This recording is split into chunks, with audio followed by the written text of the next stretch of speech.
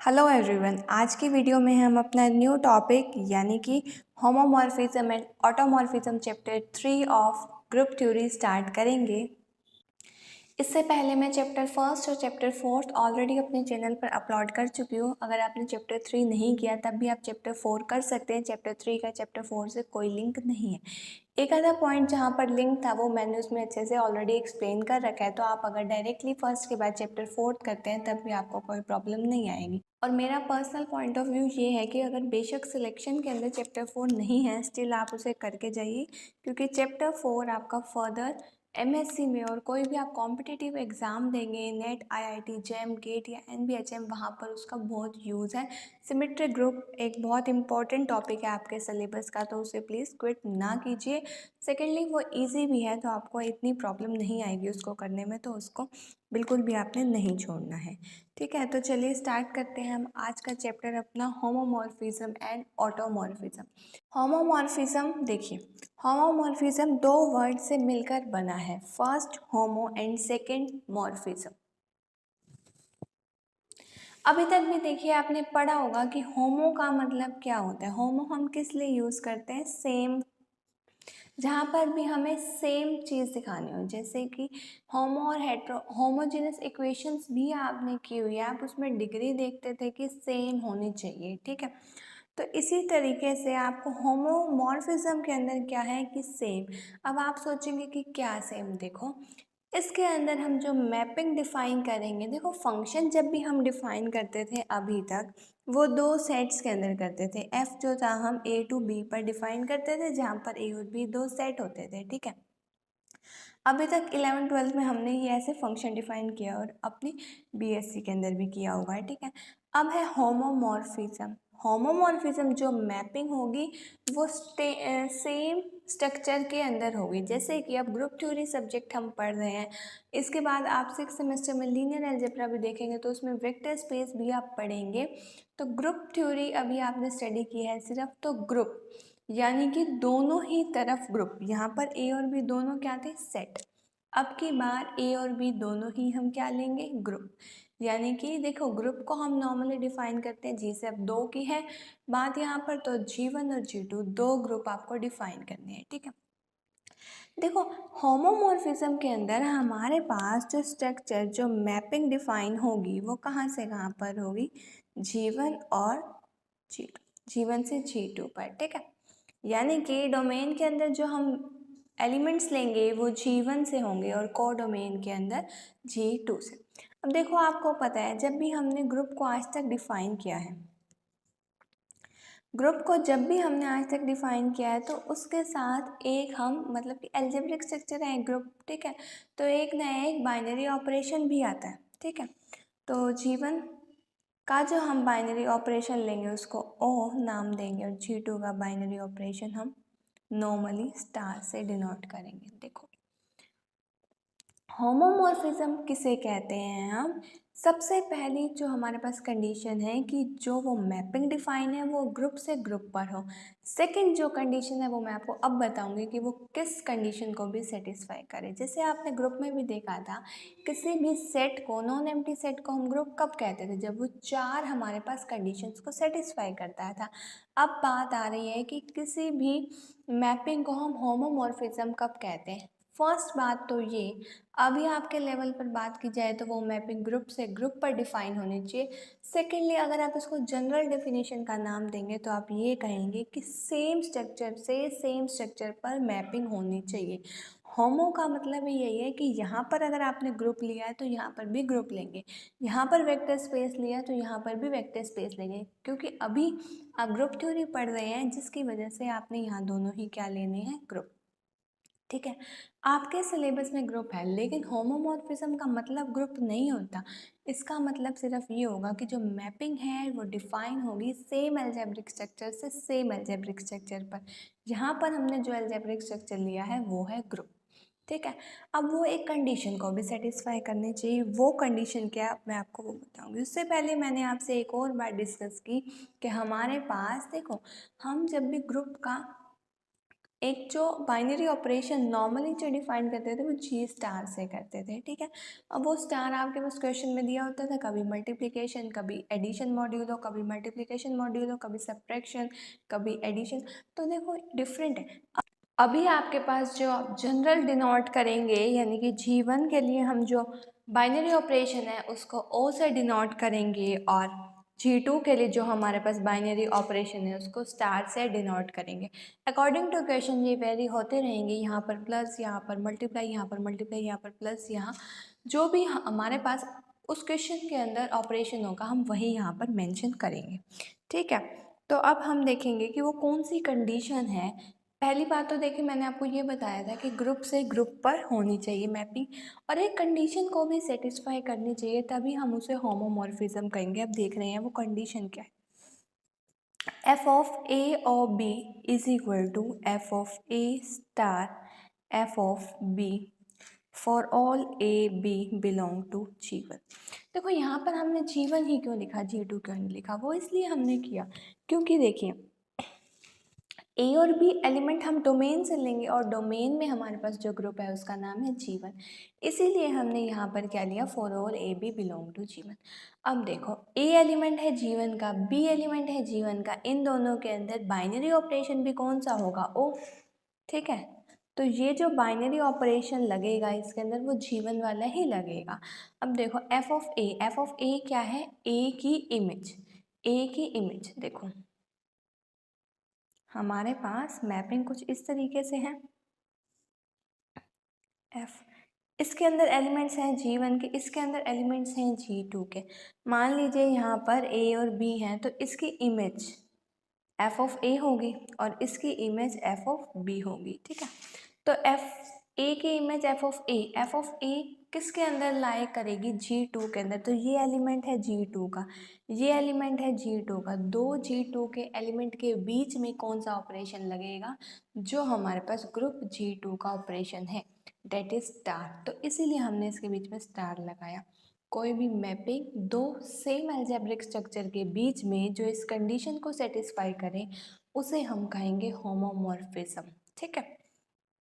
आपको अच्छे से क्लियर हो गया होगा कि यहाँ पर G1 वाला ऑपरेशन क्यों लगाया और यहाँ पर हमने G2 वाला ऑपरेशन क्यों लगाया, क्योंकि हमारे पास ये दोनों एलिमेंट कहाँ के थे, ये दोनों एलिमेंट हमारे पास G2 के थे और ये हमारे पास दोनों एलिमेंट G1 के थे, जिसकी वजह से हमारे पास इन दोनों के बीच में जो ऑपरेशन आया है वो G1 का आया है, और इन दोनों के बीच में जो ऑपरेशन आया है वो वही ऑपरेशन था जो हमारे पास G2 के ग्रुप के अंदर था, डेट इज स्टार, ठीक है। तो इसे हम कहेंगे होमोमॉर्फिज्म, ठीक है। अब देखो होमोमॉर्फिक इमेज क्या होता है, G1 की होमोमॉर्फिक इमेज क्या होगी, यानी कि G1 का जो भी एलिमेंट, इसके अंदर जितने भी एलिमेंट्स हैं वो कुछ ना कुछ G2 के एलिमेंट पर मैप हुए होंगे। उन सारे के सारे एलिमेंट्स को अगर हम इकट्ठा कर दें तो उसे हम कहेंगे homomorphic image. F of G1 को हम किस तरीके से डिफाइन करेंगे, f of x such that x belong to G1, ठीक है। यानी कि आपके पास वो सेट, वो एक ग्रुप एफ ऑफ एक्स जहाँ पर आपके पास ये जो एक्स एलिमेंट जो हमने लिया था वो G1 से था, यानी कि G1 के सभी एलिमेंट की जो इमेज है उनको अगर इकट्ठा करें, उनका एक सेट बनाए, वो क्या होगा हमारे पास, f of G1 that is homomorphic image of G1, ठीक है। अब जब भी हम फंक्शन की बात करते हैं तो हम बात करते थे one one function, onto function, और जो दोनों ही कंडीशन को सेटिस्फाई करे उसे हम कहते थे बाइजेक्टिव। तो इसके अंदर हमारे पास होमोमॉर्फिज्म के अंदर उनके क्या नेमिंग है अब हम वो देखेंगे, ठीक है। सबसे पहले देखिए हम वन वन से रिलेटेड डिस्कशन कर रहे हैं, ठीक है। अगर आपके पास ये जो होमोमॉर्फिज्म है ये वन वन है, वन वन का मतलब क्या है, ये हमारे पास G1 था और ये हमारे पास G2 था, ठीक है। इसके अंदर हमारे पास जो फंक्शन डिफाइन है वो है f, ठीक है। यहाँ का a element, b element, c element, ठीक है, हमारे पास एक ही एलिमेंट पर मैप हो, ठीक है, यानी कि किन्हीं भी दो एलिमेंट की 1 2 3 f of a is equal to 1, f of b is equal to 2, f of c is equal to 3, इस तरीके से। यानी कि कोई भी दो एलिमेंट की एक ही इमेज ना हो उस तरीके के फंक्शंस को हम क्या कहते हैं, वन वन। और अगर एक होमोमॉर्फिज्म वन वन हो तो हम उसे कहते हैं मोनोमॉर्फिज्म। उसे हम क्या कहते हैं, मोनोमॉर्फिज्म। तो बस आपको यही ध्यान देना है कि अगर आपके पास ये जो मैपिंग है ये वन वन है तो हम कहेंगे मोनोमॉर्फिज्म। सेकेंडली हम डिस्कशन करते हैं ऑन टू पर। ऑन टू कब होंगे, ऑन टू कब होंगे, जब G2 के हर एलिमेंट के लिए हमारे पास एक ना एक प्री इमेज एग्जिस्ट कर जाए G1 के अंदर। ये G1 है, ये G2 है, ठीक है। इसके अंदर जितने भी मेंबर्स हैं A B C up to so on, इनकी एक ना एक प्री इमेज एग्जिस्ट ज़रूर करनी चाहिए G1 के एलिमेंट्स के अंदर, क्योंकि देखो इनके ऊपर इनकी F1 के एलिमेंट मैप होंगे G2 के एलिमेंट्स पर। G2 के हर एलिमेंट की अगर हमें प्री इमेज मिल जाती है तो उस केस में हमारे पास ये मैपिंग बन जाएगी ऑन टू। और ये होमोमॉर्फिज्म ऑलरेडी है। होमोमॉर्फिज्म की कंडीशन पहले आपको सेटिस्फाई करके दिखानी है, उसके बाद आपको वन वन ऑन टू पे डिस्कशन करनी है। अगर एक इमेज, अगर एक फंक्शन होमोमॉर्फिज्म भी है प्लस ऑन टू भी है तो आप उसे क्या कहेंगे, एपीमॉर्फिज्म। ठीक है, आपने पहले पढ़ा कि अगर आपके पास होमोमॉर्फिज्म वन वन है तो हम उसे कहेंगे मोनोमॉर्फिज्म। अगर आपके पास एक होमोमॉर्फिज्म ऑन टू है तो हम उसे कहेंगे एपीमॉर्फिज्म।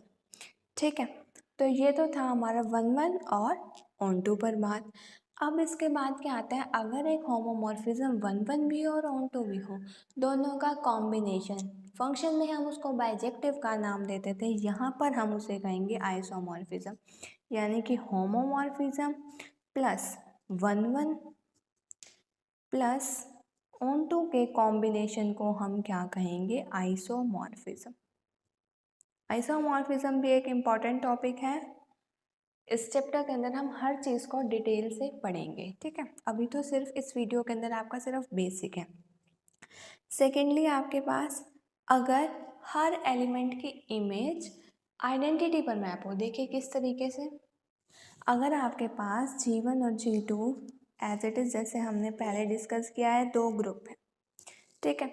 और हर एलिमेंट G1 का हर एलिमेंट A B C, कोई और भी अगर एलिमेंट है तो उनको भी ले लीजिए, ये सारे के सारे मैप हो रहे हैं G2 की आइडेंटिटी पर। ये जिस एलिमेंट पर मैप हो रहे हैं वो है G2 की आइडेंटिटी, ठीक है। अगर G1 के सारे एलिमेंट G2 की आइडेंटिटी पर मैप हो तो उस होमोमॉर्फिज्म को हम क्या कहेंगे, ट्रिवियल होमोमॉर्फिज्म। एक होमोमॉर्फिज्म यहाँ पर आपके पास G1 to G2 होमोमॉर्फिज्म था। अगर आपके पास एक होमोमॉर्फिज्म इस तरीके से है कि उसके G1 के हर एलिमेंट की इमेज आपके पास G2 की आइडेंटिटी आ रही है, यानी कि सारे के सारे एलिमेंट G2 की आइडेंटिटी पर मैप हो रहे हैं, तो उसे हम क्या कहेंगे, ट्रिवियल होमोमॉर्फिज्म। सेकेंडली इसके बाद क्या आता है हमारे पास, आइडेंटिटी होमोमॉर्फिज्म, ठीक है। आइडेंटिटी होमोमॉर्फिज्म में क्या होगा, आपके पास ये जो मैपिंग है ये डिफाइन होगी दो सेम ग्रुप पर, G और G, ठीक है। होमोमॉर्फिज्म ही है ये G से G ग्रुप के ऊपर, और इसको हम आइडेंटिटी होमोमॉर्फिज्म तब कहेंगे जब हर एलिमेंट की इमेज वो खुद है, यानी कि A मैप हो रहा है A पर, B मैप हो रहा है B पर, C मैप हो रहा है C पर, एंड सो ऑन। यानी कि हर f of x, हर x की इमेज अंडर f x ही आ रही है for all x belong to G। ऐसे होमोमॉर्फिज्म को हम क्या कहेंगे, आइडेंटिटी होमोमॉर्फिज्म। तो ये चार तरीके के स्ट्रक्चर हमने पढ़े, मोनोमॉर्फिज्म, एपीमॉर्फिज्म, ट्रिवियल होमोमॉर्फिज्म और आइडेंटिटी होमोमॉर्फिज्म। बीच में हमने एक बहुत इंपॉर्टेंट कंसेप्ट देखा कि अगर हमारे पास एक homomorphism one one plus onto दोनों है तो हमारे पास हम उसको आइसोमॉर्फिज्म का नाम देंगे, ठीक है। इसके बाद देखिए हम क्या डिस्कशन करेंगे। होमोमॉर्फिज्म के अंदर मैंने आपको क्या बताया कि हमारे पास f जो है वो G1 से G2 पर डिफाइन है, जहाँ पर हमारे पास f ऑफ a और b is equal to f of a star f of b इस कंडीशन को सेटिस्फाई करेगा for all a b belong to G1, ठीक है। ये मैपिंग होनी चाहिए और इस कंडीशन को भी सेटिस्फाई करना चाहिए। यहाँ पे G1 और G2 सेम अलजेब्रिक स्ट्रक्चर होंगे। यहाँ पर सेम अलजेब्रिक स्ट्रक्चर का मतलब ग्रुप है, क्योंकि हम होमोमॉर्फिज्म ऑफ ग्रुप पे डिस्कशन कर रहे हैं, ठीक है। अब अगर आपके पास यहाँ पर आपको कहा जाए कि G1 जो है उसका बाइनरी ऑपरेशन प्लस है और G2 का बाइनरी ऑपरेशन डॉट है, तो हम इसको किस तरीके से लिखेंगे? यहाँ पे f of a o b के अंदर जो ऑपरेशन आता है वो G1 का आता है, डेट इज़ यहाँ पर प्लस आएगा, और एफ ऑफ ए और एफ ऑफ बी के बीच में जो ऑपरेशन आएगा वो G2 का, क्योंकि ये भी एलिमेंट G2 का है और ये भी एलिमेंट, तो इनके बीच में क्या आएगा? डॉट। तो अगर आपके पास ऑपरेशन इस तरीके से हैं तो इस कंडीशन को सेटिस्फाई करने चाहिए। ये जनरल था और इसमें हमने वैल्यू पुट कर दी। ये जनरल किस तरीके से था? यहाँ पर आपके पास G1 का ऑपरेशन O था और G2 का ऑपरेशन स्टार था। अब हमें पर्टिकुलर ऑपरेशन दिए हुए हैं तो हमने उनकी वैल्यूज़ पुट कर दी। इसके बाद अगर आपको एक और एग्जांपल लूँ, अब की बार हम मान लीजिए हमारे पास G1 का ऑपरेशन डॉट है और G2 का ऑपरेशन हमारे पास प्लस है, तो हम किस तरीके से लिखेंगे? यहाँ पर हमारे पास सबसे पहले आता है G1 का operation, that is A dot B.